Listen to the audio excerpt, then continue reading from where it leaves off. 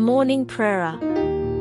That they may lay hold on the life which is life indeed. 1 Timothy 6 verse 19. Be this thy brazen bulwark of defense, to preserve a conscience void of offense, and never turn pale with guilt. Chorus. Is life a noxious weed which whirlwinds sow?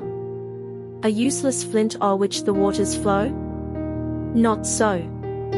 A life well spent has not its weight in gold. It is the clearest crystal earth doth hold, a gem beside which suns seem dull and cold.